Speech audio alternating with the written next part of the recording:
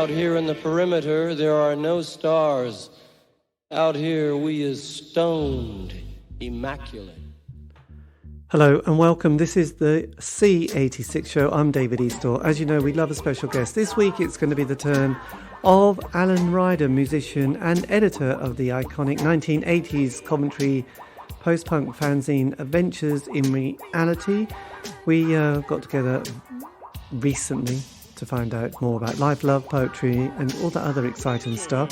Just as another little bit of a background, Adam, is the author of two books that have come out very recently, in fact last year, both on Fourth Dimension Publishing. One is titled Adventures in Reality, the complete collection, which is the fanzine that he did, and also he's done another one, a book titled Tales from the Ghost Town, and this is on the Coventry punk fanzine period of 1979 to 1985, with an excess of 50 titles published over that period during the punk fanzine heyday. Anyway, that's just a little bit of information.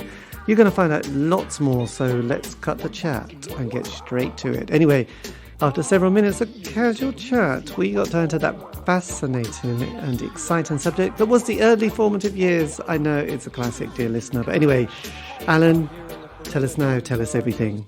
I mean, I'm kind of a similar era to you, actually. So I do remember, myself, I've got two brothers, and kind of jigging around to Mark Bolan records, because the glam thing was very big when I was growing up, and just kind of miming to those. So Metal Guru was one of my favourites, and my mum actually loved Gary Glitter. I know we can't mention his name anymore, but she loved him at the time, and all that glam rock stuff, Sweet, David Bowie, yes, Roxy Music, all those bands. And I think a lot of acts that you interview here probably say the same thing, that they're very showy, those bands, but they're also a bit radical as well.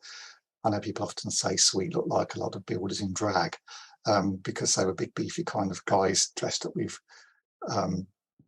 with makeup on. But I think that was the first kind of incarnation of that kind of breaking down genders a little bit. Men, yes, those haircuts. I mean, they were quite amazing. I think they used to make your dad especially quite annoyed when they looked at them on Top of the Pops, saying, "Are they boys or girls?"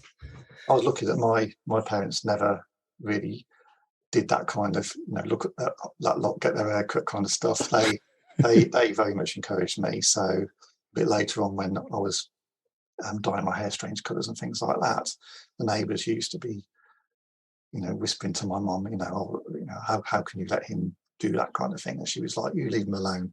Oh, nice. Well, that's very good, isn't it? So where did you grow up? So in Coventry. Right. So I grew up it was a tiny terraced house in Coventry. It was myself and two brothers, just in one very small bedroom, and not particularly well off. We had no central heating. There was like ice on the windows in the winter, and you could see your breath coming out and stuff like that. And there was just like a coal fire and a telephone eventually. So it was pretty basic, I would say, but we were happy. As they say, we were happy. Yes. Did I mean, obviously you can't remember it, but was there still a bit of a legacy from the Second World War with Coventry, which got so bombed? I think there was still a lot of kind of derelict places, as there were for many years afterwards, even into the 70s and even 80s. Were still undeveloped bits of land that were there. But I mean, the main legacy really was my mother was from Coventry, and she was there during the Blitz, and so her house was bombed. They had an exploded bomb in the garden. She did all the things about collecting shrapnel and laughing at people's wallpaper when the outside of their house was blowing off. And she went to school once, and there was nothing left at school but the school gates, and a teacher standing there saying, "There's no school today." And her going, "Yes," result, running home very excited that they could have a day off school. And it was only a day, because they started again the next day. So she had plenty of stories about that. But I think Coventry, for me at the time, really was quite an industrial place, because it was rebuilt in a kind of brutalist architecture Yes. afterwards, and had a lot of car industry there and a lot of heavy industry. Was Dunlop based in Coventry? Dunlop was. They made forklift trucks in a place called the Coventry Climax. Jaguar, Daimler were there. There was a place called Cash's that sold these little name tags that you used to have in the back of your school uniform. Yes. Used to make those. So these were all kind of around, and we were living very close to those places. But then, of course, it all declined in the 80s with the recession, and all of the kind of strife that you had then, the social strife with, Margaret Thatcher was in power, so you had all of that stuff going on. And I think that really influenced a lot of what people know about Coventry is obviously two-tone and the specials, because it created that racial tension in the whole country and in Coventry, which was very multiracial, multicultural. And we didn't want it. We didn't want National Front people strutting around the streets, sort of causing trouble. So everybody banded together, and that's why I think Two Tone started. And it obviously hit a nerve because it just took off massively and rapidly and became this global thing eventually.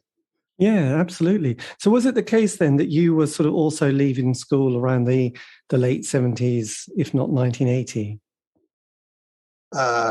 Yeah, I'd left school by kind of 1980s, but late 70s. So I was a bit too young to really go and see the punk bands. So when Sex Pistols played Coventry, they were playing, places I couldn't get into because they were licensed places, and I was a bit too young probably to be able to go into that kind of environment anyway.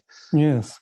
But post-punk, so you're talking about 78, 79, yes. And then, but prior to that, in common with most people, I think at school, it was all like the kind of heavy metal bands. So it was Queen and Judas Priest and those kind of bands. And first live band I saw was AC/DC in a little place in Coventry. Was that with Bon Scott? Bon Scott, yeah, in a place called Coventry Theatre, which was not particularly big, not by today's standards certainly, and one of those venues that used to do like panto and plays, and then they'd put on gigs as well. My God, the atmosphere must have been absolutely electrifying to see AC/DC at that stage. It was really, that was the first gig I saw. I was at school and it was deafening. I had a school trip to the zoo next day and I could not hear a thing. My ears were ringing. Yes, I can imagine with dear Angus. Yeah, very exciting. Did all the thing where he went into the crowd on Scott's shoulders, and it was when I would probably, looking back, regard them as more equivalent to a punk band now with the energy that they had then. Yes, I know. Well, my friend Andrew, that was his first gig. That was, I think, Bon Scott's last ever gig, when he went to see him, which was probably in 1980. My first one was 9 Below Zero, which was good, but it wasn't quite, it wasn't quite that good. But then other people went, I went to see the Wombles. I think that was Stuart Lee, actually, went to see the Wombles. So, the first record I ever had was by the Wombles. Well, we love Mike. Well, we don't. Womble. Dear old Mike Batt, there you go, a legend. Yes, 79, Thatcher gets in, we get Thatcherism, and then we get the Falkland War, then we get the miners' strike, and then we get Greenham Common. So the 80s suddenly becomes incredibly horrendous in so many ways, but obviously not, because you get the left and right suddenly part like Moses parting the seas, really, isn't it? And then I think this is why there were so many bands during that period, because I remember, being unemployed wasn't such a big kind of, it didn't feel like a bad thing to do. And it was almost a bit I don't know, well, that's what you do. There's no future. I'm not quoting Johnny Rotten, not dear old Johnny. But yes, but it was that sense of, unemployment, job seekers allowance, enterprise allowance schemes, if you got £1,000 in the bank account, which was always a bit bizarre, but somehow people did. Because £1,000, you could almost buy a house for that. So, yes, and then you could be, and so there was a lot of indie bands that started because there wasn't much else to do apart from get drunk and smoke stuff. So there you go. So there you go. Yes. So did you stay on at school when? I think you said you didn't. Did you? You left. No, I did stay on into the sixth form, and then I went to the local art college and did stuff there, which was the same place as a lot of specials went to the same place as well, which was actually great because I was doing my fanzine Adventures in Reality at the time, and it meant that I could actually use their photographic stuff and screen printing and stuff. And although I was only there for like a year, but I kept going in afterwards because they never really checked. You know, longer you look like a student, so you just need a scarf really and just look a bit dishevelled, which yes, I did anyway. So that was there was no security. There's no little things, was there? No, You could, no. and you know, anyone could go into that dark room. It was dark. As long as they vaguely recognised your face, which they did if you'd been there for a year, then it was okay. Yes, absolutely. It was a different time. So so fanzine writing, because I did sort of pick this book up a couple of years ago, which was very excited and ripped, torn and cut, which is just brilliant, which has got a great chapter by Claire, who started Sarah Records, which I thought was fascinating on a lot of levels. So what was the attraction of the fanzine writer? I'm sure that's a Marky Smith line, isn't it? Or half man, half biscuit. Only fanzine writers were attractive, eh? That would have made life more exciting. So I mean, fanzines were obviously a punk thing. I mean, they started a lot more before, like 1930s, I think, was the first fanzine, but they were like science fiction fanzines and fan club magazines until you got to about 1976 and Sniffing Glue being regarded as being the first one, and then a lot of other really good ones after that. So I was kind of reading about them in, like, Sunday Times and those kind of things, and seeing little flashes of them coming up on television in articles on punk. So it was part of that. But I never really kind of came across, other than buying the odd copy from places like Rough Trade. But I never came across anything local until I went around a friend of mine, a guy called Nigel, who I was at school with. He was like for school punk.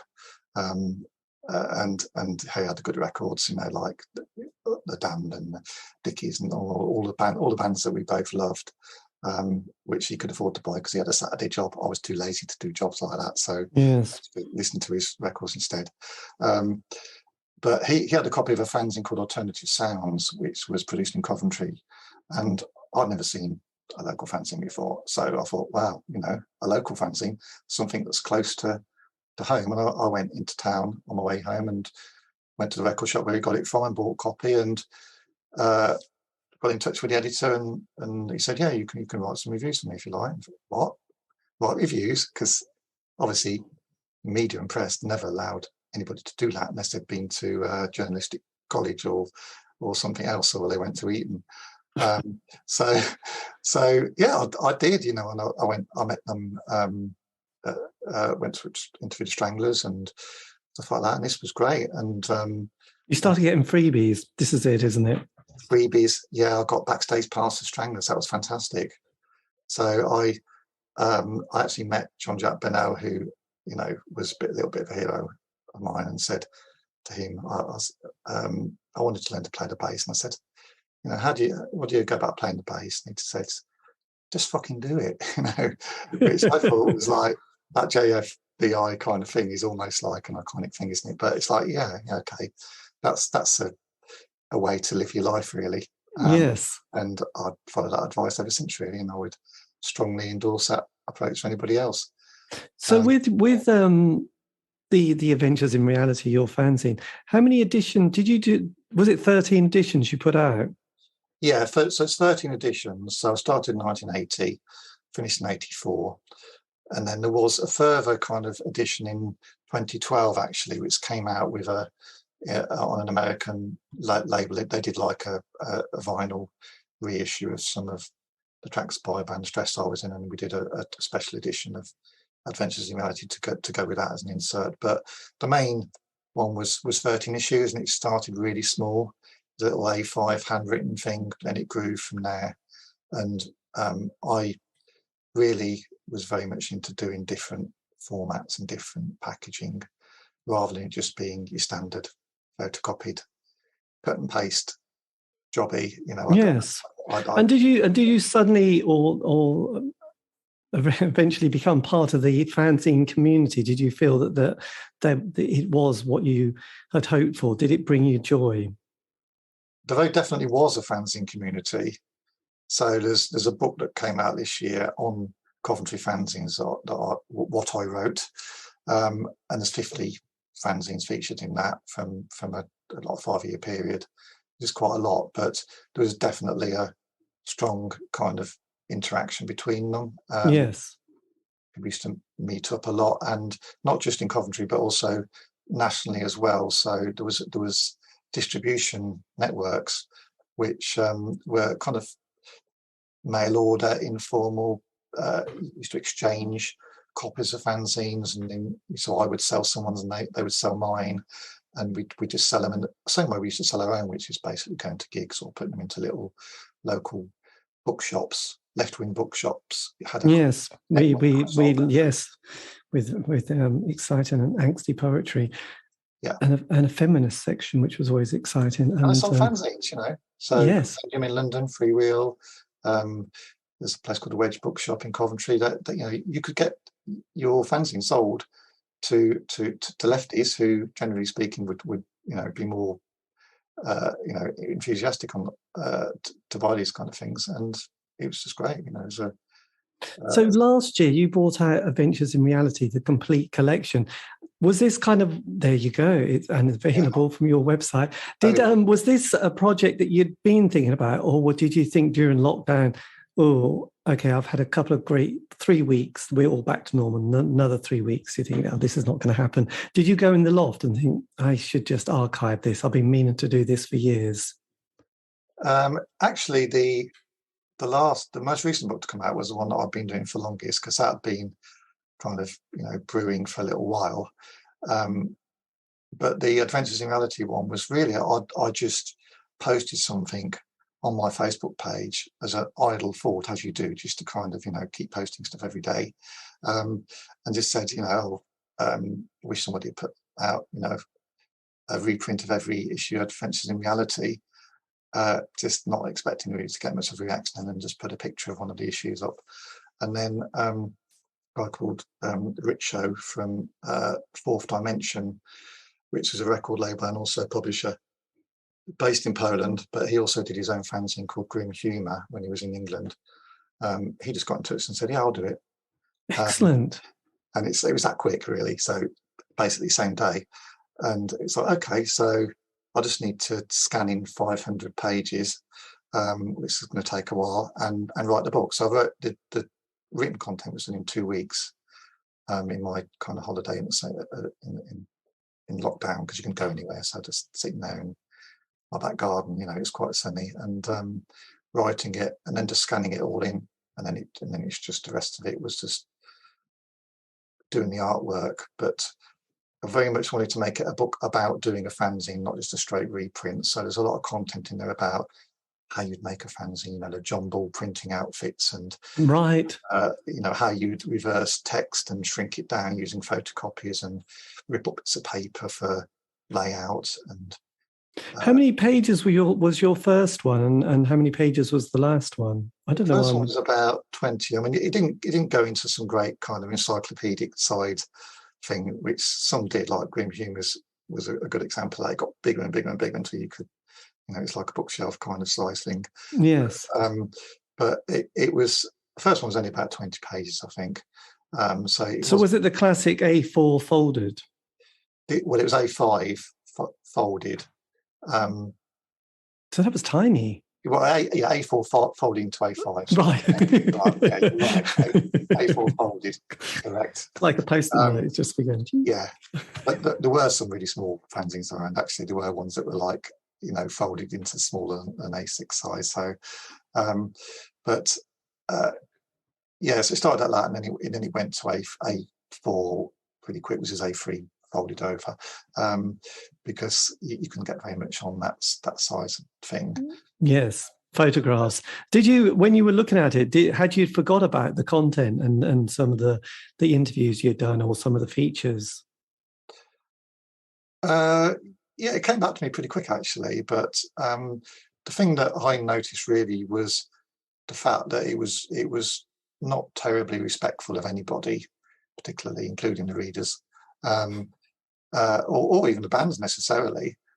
So the interviews were actually quite, challenging. They weren't like, gushing kind of, aren't you wonderful things. They were more like a conversation with people. And even the interviews that I did after I finished doing the fanzine, when I was doing it for magazines like Style Scratch, we would say we're going to break America, and I'm saying, seriously, do you realise how big America is? And that kind of stuff, because they'd make these kind of ridiculous statements. And yes, that would I would challenge them, because a lot of musicians actually are quite incoherent, really.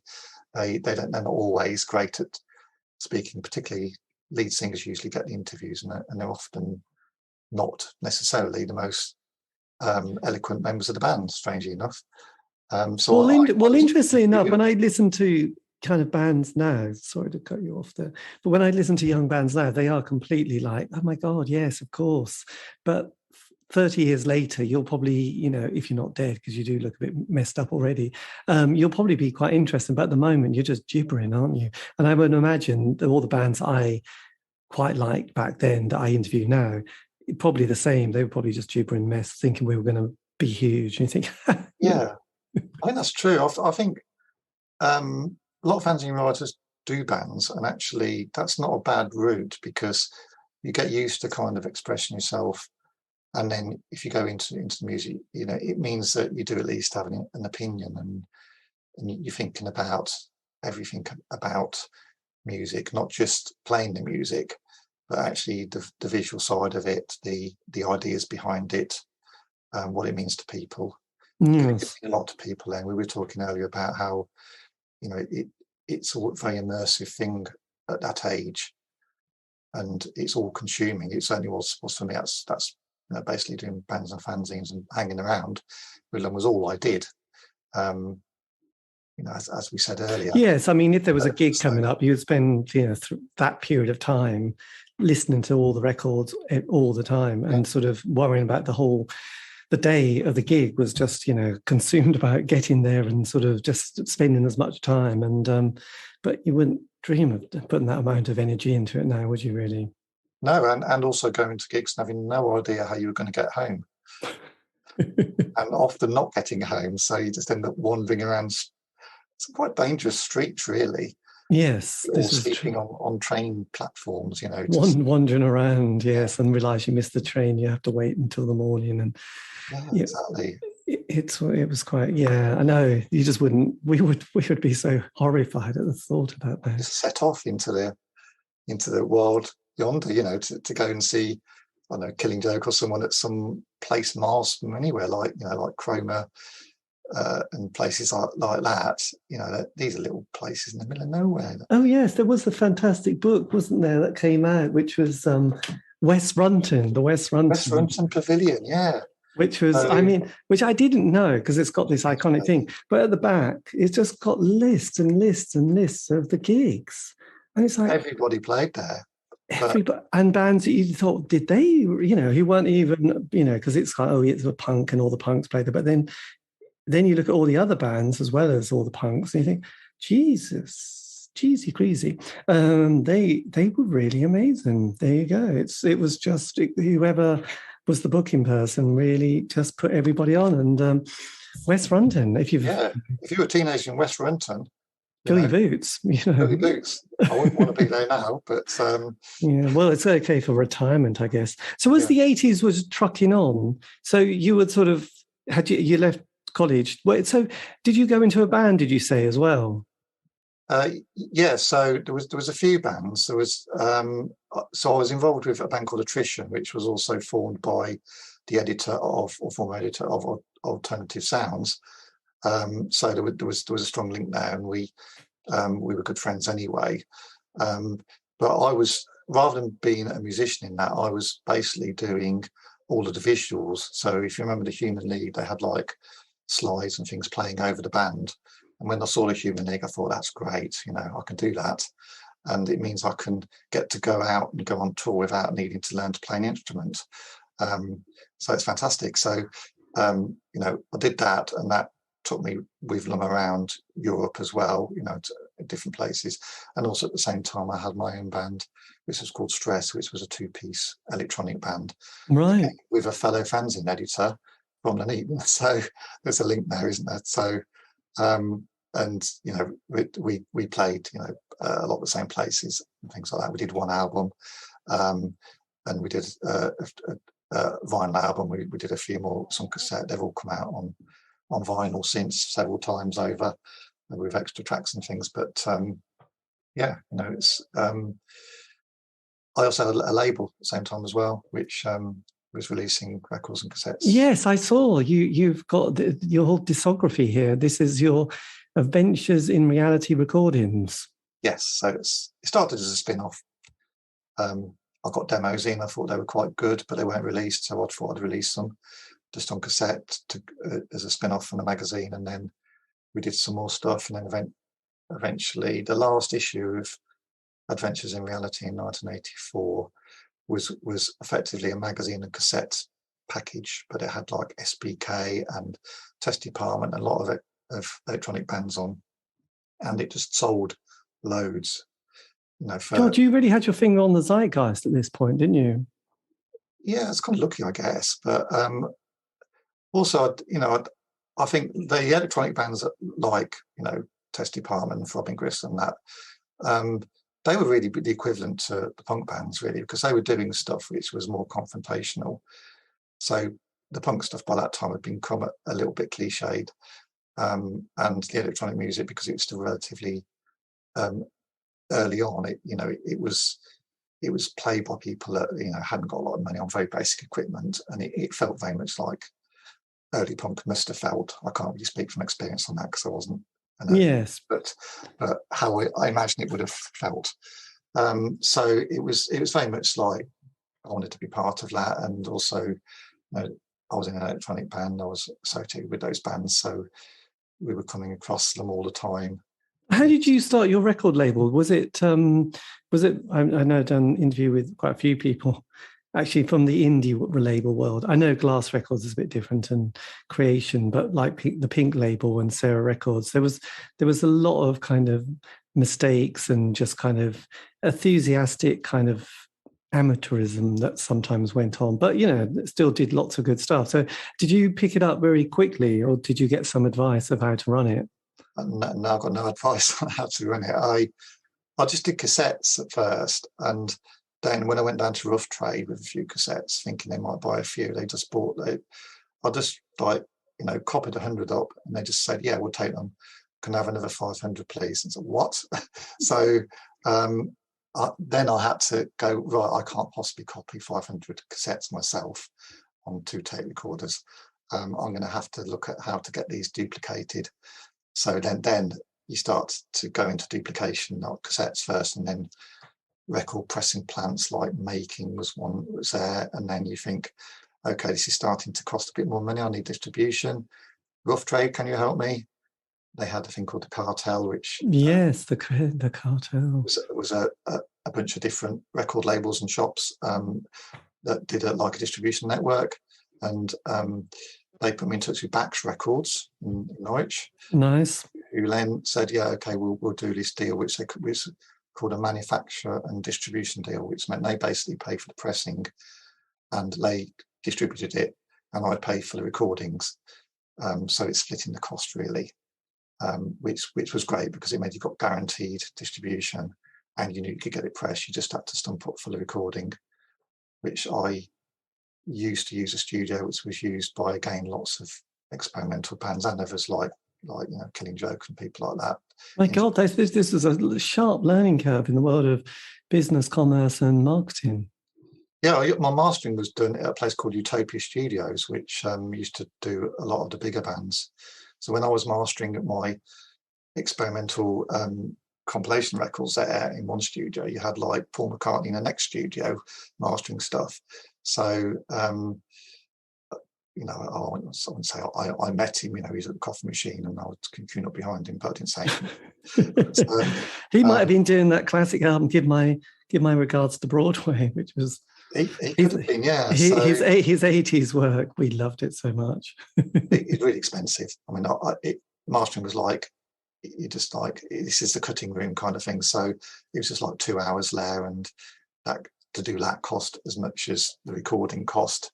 but actually it was really important because it to get a really good cut on a record makes it sound good. If you don't, it jumps and skips and it doesn't sound very good. So it was an important thing to do. So it was a steep learning curve, and obviously cash flow was always a problem, and that's what finished it off in the end.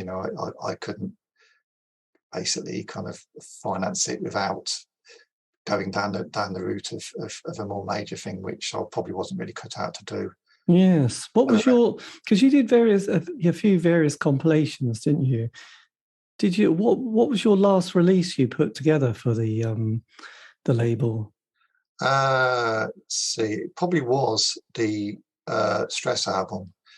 Actually, was the last one I did. We did some CDs after that, but that was probably the last big full release. And was that Big Wheel? The Big Wheel. That's correct. Yeah, that's been reissued on a Russian label, which so you won't be able to get it now, of course. But the time Russia was okay. That's come out, and then there's been a reissue on an American label as well called Dark Entries. Fantastic. So did you learn about, because I always find this fascinating, the world of publishing and ownership of music? Did the artist keep the kind of the copyright, so to speak? Yes. So I've never signed copyright to any of my own stuff over to anybody. I've always kept that. So various contractual things people will send you will say they have it in perpetuity, and I always cross those lines out, and they never kind of insist on it, so that's okay, which means that you can release it. But fully, the artist, it was always a straight 50-50 split, and they kept all the rights. So yes, I'd relied on that. As far as I was concerned, they were doing me a favour by allowing me to release stuff on it, so I wasn't going to try and screw them. No, absolutely. And also, it must have been very exciting as well. Yeah. It's not a career path that you kind of go down, because it's just you do it because you enjoy doing it and you love doing it. But the big love about it was the kind of the people and the environment as much as the music, I would say. I mean, the music was there, but it's just part of everything that was around you. So it was just a kind of big immersion, really.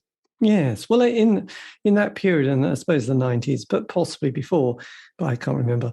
But there was we did have the gatekeepers, didn't we? We had the sort of 3, weekly music papers plus Record Mirror, and then we had John Peel, Janice Long, Kid Jensen, who were good, and obviously people like Tommy Vance as well, and various other specialist ones. And every town and city in the UK would have a alternative indie night. So bands did have a little bit of traction to get some sort of progression, which I think is always kind of important. I think that's why there was quite a lot of scenes in that period, because you could sort of suddenly almost think you're on tour just because you've got a few dates around the country because of a couple of releases, or if you got John Peel session or John Peel play, it just gave people that little bit of a kind of a step up, really. And there's a lot of great small venues.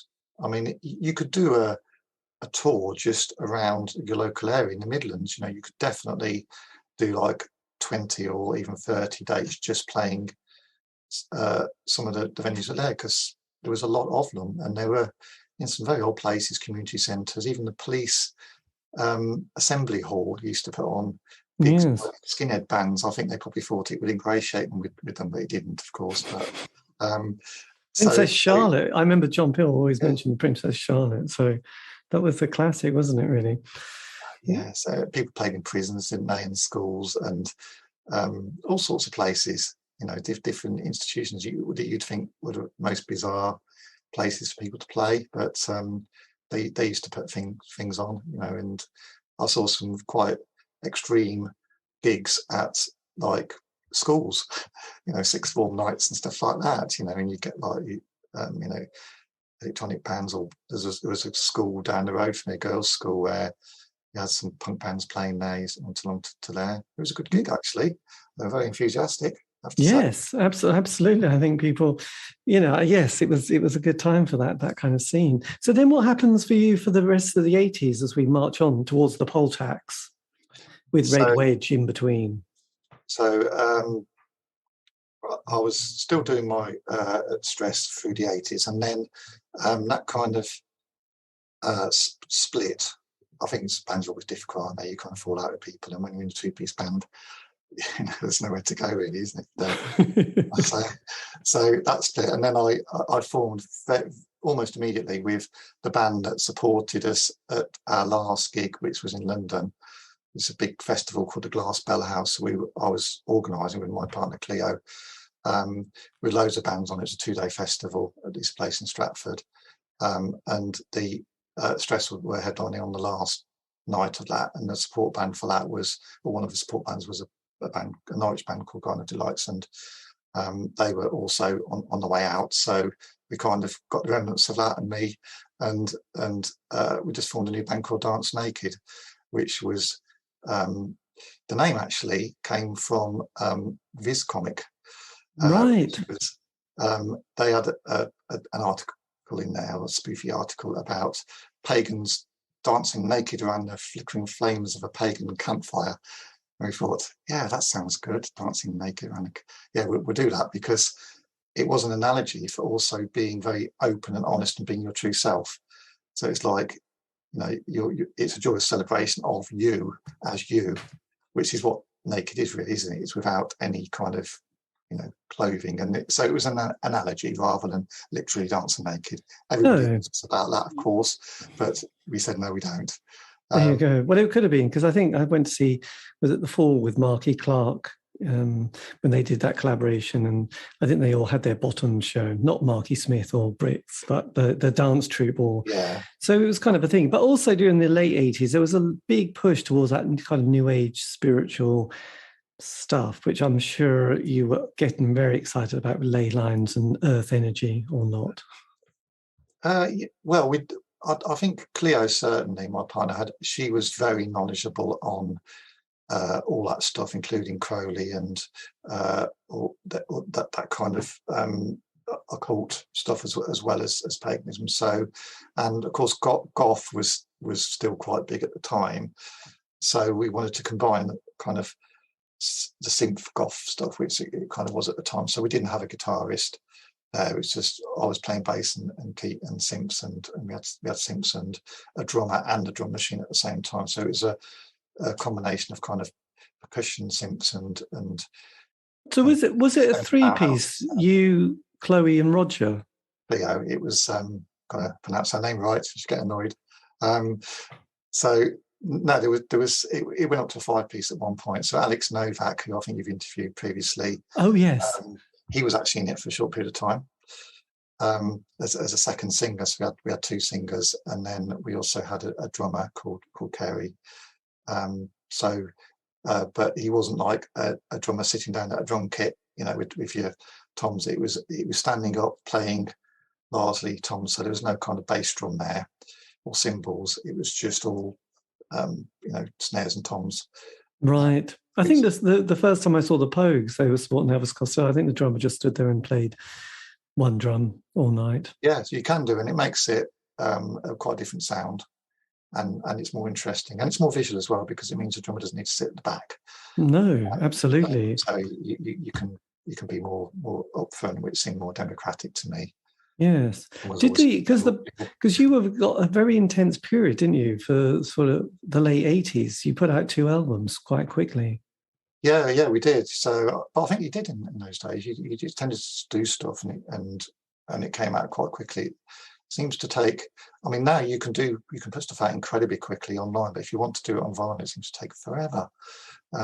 Yes, it takes a long time to get it pressed, and there's a lot of people trying to do it. So. Yeah, it did come out quite quickly, which was good. And then there's been stuff reissued, of course. Afterwards, all the Dance Naked stuff has been reissued on a label in Germany. How do you pronounce that label?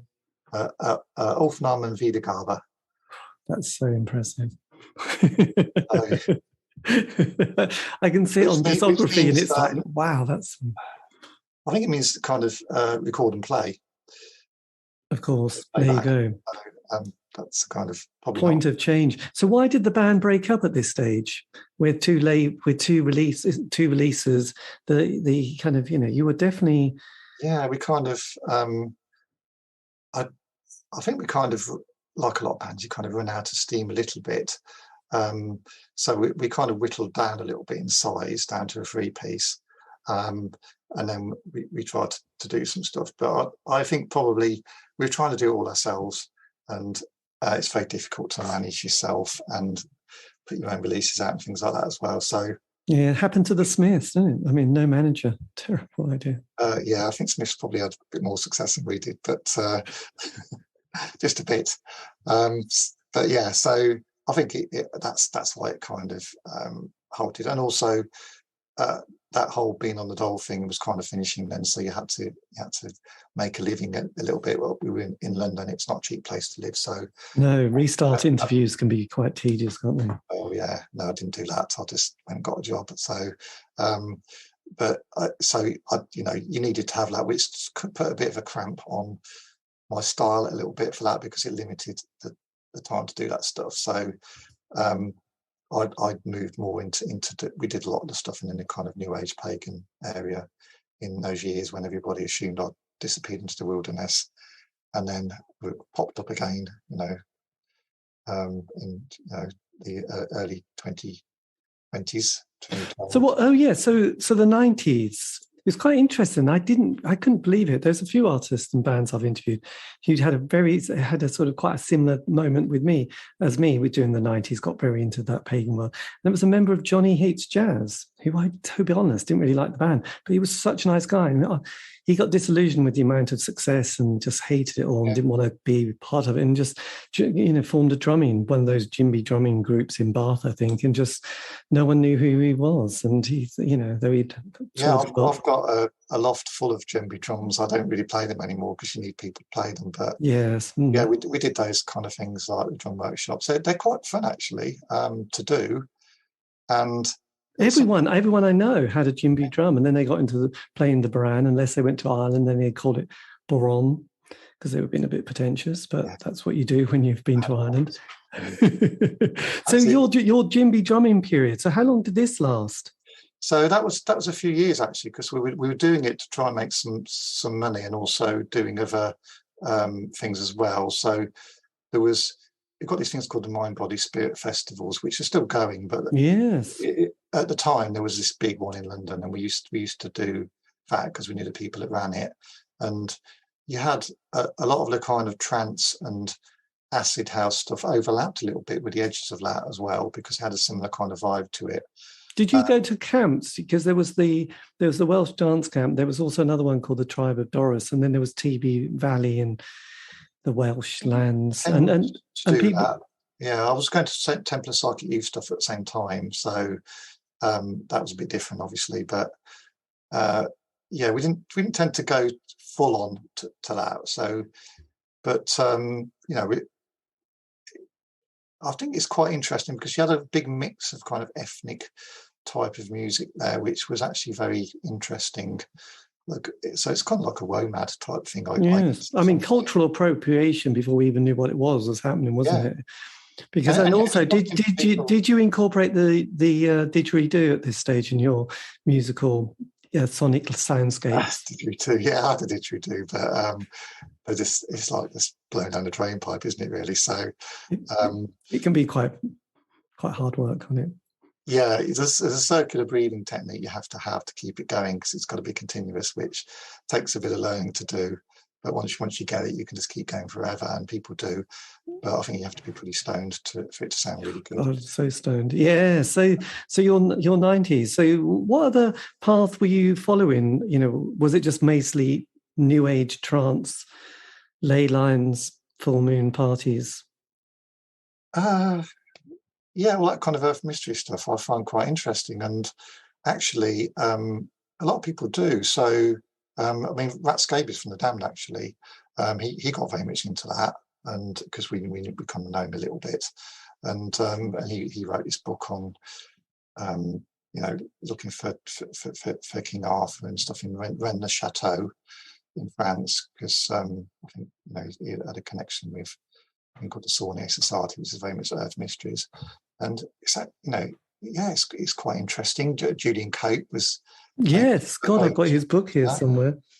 Yes, I've got it there. 2 fantastic books on that. And, we travelled around different places in the world going to these things. France is really good for that, Normandy, and obviously Cornwall's very good for it as well. But there's other sites elsewhere, and Crete. And there's a lot of stone circles on the Isle of Lewis. I remember going there and seeing the stones of Cavendish, which was places like Malta and Crete. There's not stone circles there, temples, but there's a lot of stuff there, and even going to it to mainland Italy and stuff like that, you can find a lot of stuff. Yes, quite interesting because you can kind of hunt it down with your Ordnance Survey maps and things. We used to end up in some very out of the way places looking for these old temples which are halfway up mountains, and stayed in some bizarre little villages where there was just one place to stay in one room in it, and it was like the furniture was made out of what looked like old coffins, and it's just weird. So that kind of appealed to my sense of the bizarre, really. Yes, well, yes, the Crowley years. I know, it's funny, isn't it, really, that whole world. Did you do the Ouija board at all? Yeah, we did. We've got Ouija boards, but I never really got much from them. Messages. Some people did actually get them, and we did see some quite bizarre things, like fogs and things that appeared inside when it was clear outside. Are very strange. I'm sure there's probably a scientific explanation somebody will offer for that, but I couldn't work it out at the time. No, but it does make your heart pulse. It makes you wonder if something in it, So it's easy to poo-poo it and go, yeah, it's all nonsense, isn't it? Really, but I enjoy doing it, I think. Yes. So the 90s, very exciting. And then what happened for after we freaked out about the millennium bug, but thankfully nothing fell from the skies. So what happened for that next decade? That was a bit of a hoax, wasn't it, the millennium bug? Lots of people made money out of it, though. Yes. They didn't see COVID coming, though, did they? So didn't plan for that one. No. So I guess it kind of come full circle. So once I started getting into like the later 20s, really, 2010, 2012, started to get people still trying to contact me, trying to get hold of old releases. Have you got any of these things left, and etc. And of course, I didn't. So some of the people that were contacting me actually were people that were running labels themselves. So I just said, "Why don't you put it out if you want it? Just do it again." And as these things happen, they went okay. So we re-released a lot of the stuff from there in new packaging and things, and remastered it all, which was a bit like a kind of return for me, because it meant remastering stuff in studios and doing the artwork and things just to prove I hadn't completely lost it, and then doing the fanzine books and writing those, and then your listeners won't be able to see obviously all the kit that I've got behind me, but I didn't get rid of all of my keyboards and equipment, so I've still got a lot of them. So yes, you have got a lot of equipment behind you. Actually, you could have been Rick Wakeman, a younger version of Rick. You've got this thing called MIDI, which means you don't have to have 6 hands to play them all. No, but it's a very nice stack on your right side. So so are you still making music? God, that's such a... Yes. How did I guess? How did you guess? Yeah. Strangely enough, yes, it's got good decoration. So these things behind me are all kind of 80s vintage synths, a lot of them. So Moog Prodigies and Juno 106s and things like that, which will mean things to people that know shit things. But yeah, so there's an act called Senestra, which is myself, as again it's another 2-piece, and a guy from Austria who's got his own act called Hiroshima Bend, or Hiroshima Bend, depending on how you pronounce it. So, and that's doing electronic stuff, and we've recorded an album which is doing the rounds at the moment. So that will come out. It's based on the Stanford prison experiment. So it's basically, do you know about that, Stanford prison? Well, just give us a clue, because you never know. If Adam Curtis has mentioned it, I might remember it. Otherwise, I'm lost. It's quite well known. In the kind of late 60s, early 70s, American universities had this thing about doing these experiments to see how people psychologically could be manipulated. And it was because of what happened in the Second World War, with people saying, I was only following orders and doing terrible things. Oh, so they think they're electrocuting a person in the other room. Yeah, there was a guy called Milgram, or Professor Milgram probably, who did that. Well, they thought they were electrocuting somebody to a certain extent. They would have effectively killed them because they were told to do it. It's by a man in a white coat, and they didn't actually do it. It was an actor pretending, but the person still did it, didn't they? The person still did it, yeah. Some of them didn't. Some of them bailed out, but some of them went all the way, to the extent of pressing this buzzer when they would have had a lethal dose of electricity to people when they'd long gone silent. They basically would have been zapping a dead body. But they carried on doing it because they were told it's okay, you can carry on doing that by a man in a white coat. Yes. And they shouldn't have done that. The Stanford prison experiment was a similar thing where they asked for volunteer students in California, half to be prisoners and half to be prison guards. And they set up an experiment where they got the Californian kind of highway patrol would actually go and arrest people in their homes in real police cars, handcuff them, take them down to the police station and book them in. But then instead of taking them to prison, they would take them to Stanford University, where they'd rigged up a prison in the basement of the psychology campus there, and they got some of the other students to be the guards, and they gave them uniforms and didn't give them any rules. They just said, you're the guards, and let them make it up themselves. And this was supposed to run for 2 weeks, but actually finished after 6 days because it just got crazy really quickly. That the guards became very sadistic and started punishing, and they had a cupboard that was like a solitary confinement hole. They used to lock people in. They took their clothes away from them, and and their bedding and stuff. And the prisoners started to rebel and not quite riot, but resist. And some of them had almost mental breakdowns. So it was a good example of how quickly people can change given authority or in a situation. And I think we've seen that many times over in even now, what people can do in war situations and situations of control, or even perhaps in a pandemic. We've had ridiculous instances of the police checking people's bags in case they've got any DIY painting equipment in there because it's against the law, or chasing them in helicopters across the moors because they're breaking the law, and in a helicopter, you down there, why are you walking on the moors? Yes. Lockdown. It's like there's no one else around but you. But I suppose as well, was it 2 years ago now with Trump, the riot on the, that's, where things start influenced. So influenced, aren't they? Yes, I know. Authority figures are a very powerful thing, and you give people authority, they will almost invariably abuse it. But they will do some terrible things because they were just obeying orders. So anyway, the album is about that. It covers those 6 days with different soundtracks for each one.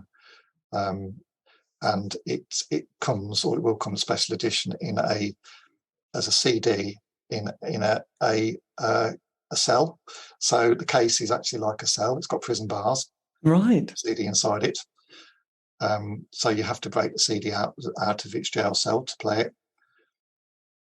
God, has that been a design headache? Yes, because it's all 3D printed. So fortunately, my colleague who goes by the name of Poppy38 is a designer as well. There's a designs for all of the books that I've done. He was able to do that because he's a clever person. So he's from Texas actually originally, but he lives in Austria now. Right, blimey. So that's another amazing project. But just because you mentioned it earlier, but we should also talk about it. Your your last publication, which was the one you'd been working on long, mainly because you had to collect all the fanzines, Tales from the Ghost City, also available on Fourth Dimension. This is your collection, not you archived something like, was it 50 fanzines from the Coventry punk scene from 1979 to 1985? So it's Tales from the Ghost Town. What did I say? City, Ghost City, yeah. So this is obviously a reference to Ghost Town. So that's a link. It's Coventry. Yes. So in fact, one of the specials did the foreword for it. So it's Horace, who's the bass player. It's got 50 fanzines in it. So basically, obviously, I was doing my own one there, and I still had some. But fanzines are ephemeral things. They're photocopied or printed, but they're paper. They're like newspapers. People don't keep them. They go in. They were never really intended to last. But actually, you're now, in hindsight, you realise they were an art form. Yes, they were a document of the time. And particularly local scenes, which don't really exist now because of the internet and things. You don't have that kind of local connection. But having fanzines that documented a local scene is almost the only document of it. And also it gives you a window, because you've got touring bands going through and other things going on, it gives you a window into kind of what it was really like, as opposed to the slightly more rose-tinted kind of views that you tend to get looking back now, and all more academic tomes that will kind of be talking about the social relevance of it, etc. But this is more kind of what it was actually really like. Coventry was unusual in that it had a lot of fanzines. London had a lot, obviously, but no other town really in England had as many going at the same time, as bigger kind of scene that had fanzines. And they kind of transcended just being about music, in that there was a lot of different ones. Some of them were like a bit spoofy, some of them were a bit more political, some of them sprang up for one issue only. A lot of them were produced by kids that were still at school as a form of free expression and rebellion, I guess. So they varied tremendously from really kind of very basic scruffy things to more polished affairs. Yes. So I thought, you've got to catch this, because it's all, every time a loft or garage is cleared out, these things go in the bin and they're gone forever. And so I spent 10 years doing this book, collecting it, but also tracking down the editors of some of the main ones. They must have been freaked out when they got an email from you. Well, one was in Australia. A lot of them are working in media, actually. One was in somewhere in Denmark and Turkey, but a lot of them are still working in media. So they're writing for The Guardian, or they were working for the national kind of equivalent to the BBC in Australia. So, some of them were surprised, but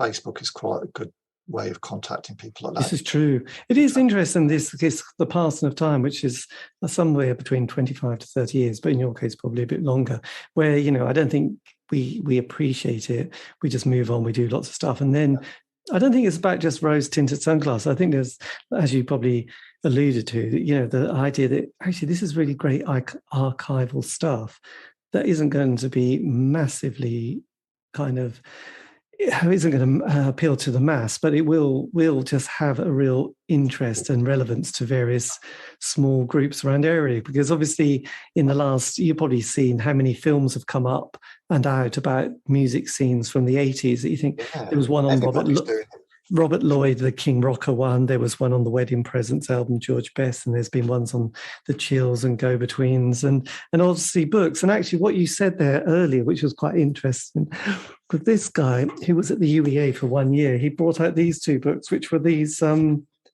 the ones on just kind of flyers and stuff that he also thought were amazing artwork that no one else would have cared about. Yeah, I'd love to have that book, actually. I haven't got it. But it is an absolute, obviously Barney Bubbles. And then he brought out another one as well. But they are just like, God, thank God you kept them and archived them. And if anybody ever wants to borrow them, he'll let you have an exhibition as well.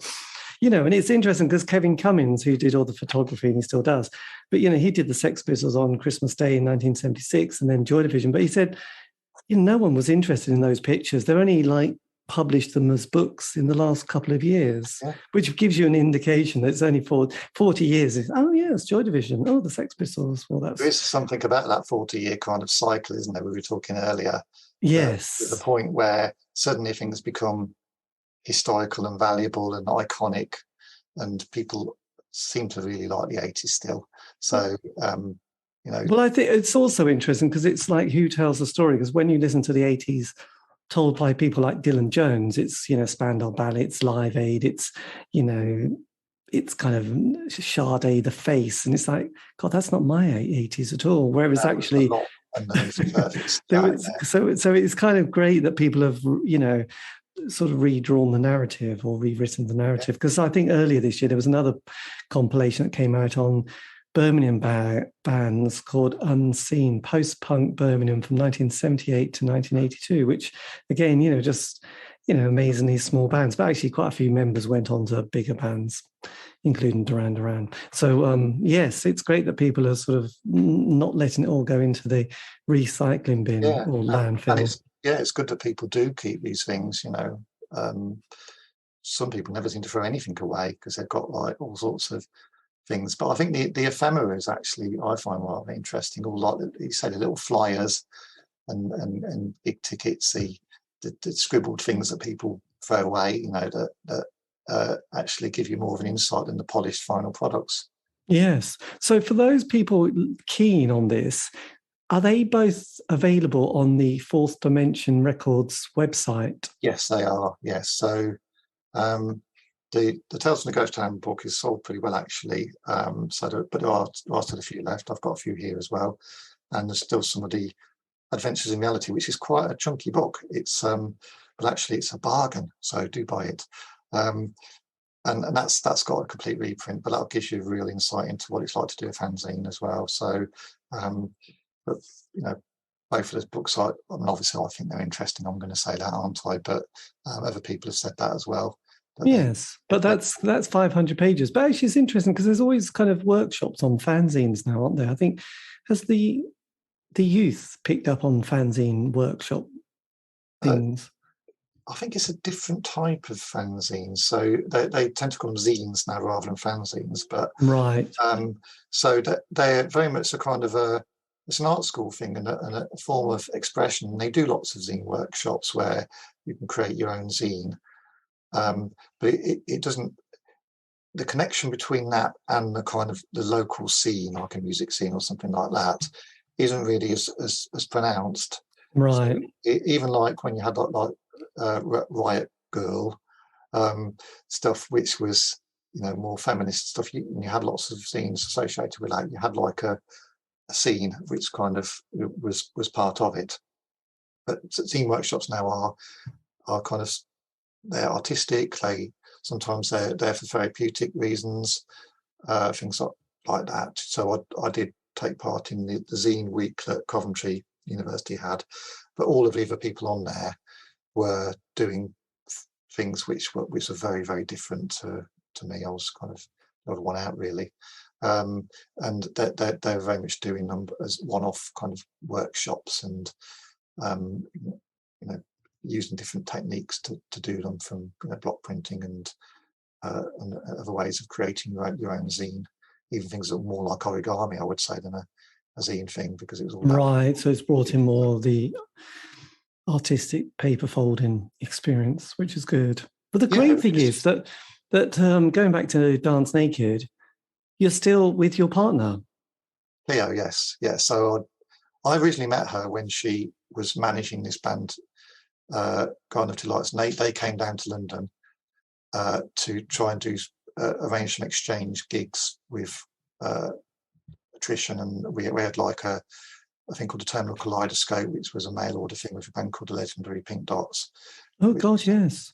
We sold stuff because I was living at their place at the time, their keyboard player's place, because I didn't have anywhere to live when I moved down to London. I was kind of basically vagrantly homeless, wandering around different places, including a place called the Ambulance Station. I don't know if you. Oh my God, the Ambulance Station! My God, you would have met the Hangman's beautiful daughters, wouldn't you? They were there. This band who who I've recently interviewed a couple. This Quark, they ran it, or the Raw Come in the Poor. There was a lot of different bands there. Right, the early Curve, I think were some people that were there. It became legendary, really, the venue, didn't it? Because of lots of bands, and I think Jesus and the Mary Chain, one of their first gigs, was there as well. Yeah, it wasn't around for very long. I know we're digressing a bit now, but it was in the Old Kent Road in London, and it wasn't popular with the locals, shall we say. So walking to and from it was a bit of a gauntlet sometimes. Right. And they used to pour petrol through the door downstairs and set fire to it, so you come down in the morning, it'd be all burnt and smelling of petrol and things. But it wasn't actually an ambulance station, it was a fire station. It's called the old ambulance station because it was a fire station. So it had a big hall downstairs where the old fire engines used to do, and of course it was fairly fireproof, so that was fortunate. And then the bands used to play in the big hall downstairs.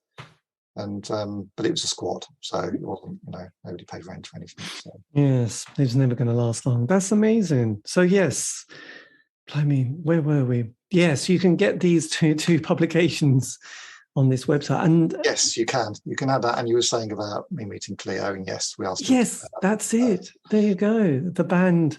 That's it. The narrative of the band and her managing the Garden of Delights. Yeah, and then, she was in Dance Naked. Yeah, so. So I met her then, and we just corresponded for a little bit, and then we hooked up, and we've been together ever since.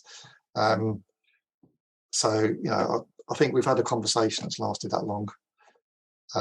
So when that conversation finishes, then that'll be it. But I don't think it ever will, really. So we've only ever had one conversation, basically, which has lasted a very long time. That's great. That's very good, actually. I mean, if you could have whispered something to your 16-year-old self starting out, is there any little words of advice you would have given them if you could have done? That question, I think I would echo what John Jack Burnell said. I'll just fucking do it. Just do it. Yeah. Just don't stop. There you go. That's fantastic. Yeah, go for it. Yeah. Yes. And if anyone wants to find your material, do you have a website, or is it kind of on Facebook and stuff like that? Yeah, I used to have a website, but I've let that kind of lapse a bit because it wasn't getting enough traffic, really. So, but you can find me on Facebook. There's an Adventures in Reality group as well there, and you can. You're very welcome to email me if you want to. Oh yes, do. What's your email address? It's I'll have to spell it out one time. Alan Rider 1, so it's ALANRIDER and the number 1 at AOL.com. Classic. That's a classic. Anyway, they'll find you. They can always want me on AOL.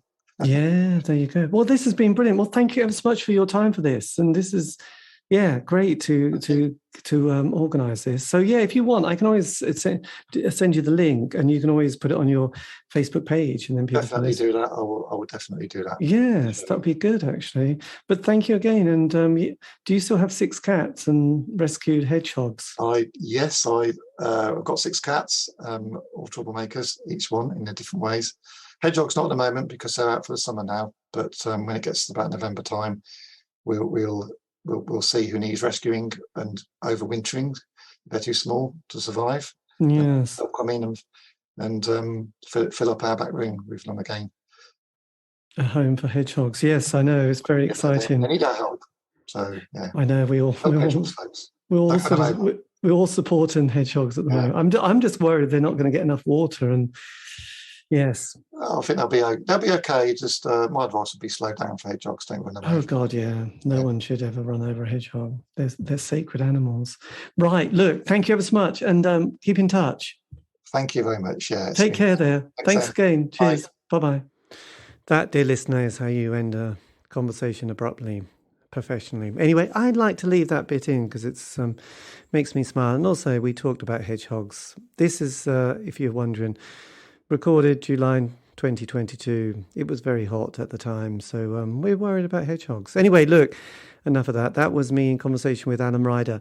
More information, which I'll probably repeat, and we've repeated as well. But author of 2 and probably much more as well. But 2 books that you need to get: Ventures in Reality, the complete collection, which is his fanzine, and also Tales from the Ghost Town, both on Fourth Dimension. And that's all about the Coventry punk fanzine period, 79 to 1985. Indeed it is. Anyway, this has been the C86 Show, David Eastaugh. If you want to contact me, you can on Facebook, Twitter, Instagram. Just do C86 Show. Keep it positive, otherwise why did you bother? Also, yeah, all these have been archived as well, so you can find those on Spotify, iTunes, Podbean. It's true. Anyway, look, have a great week. Stay safe.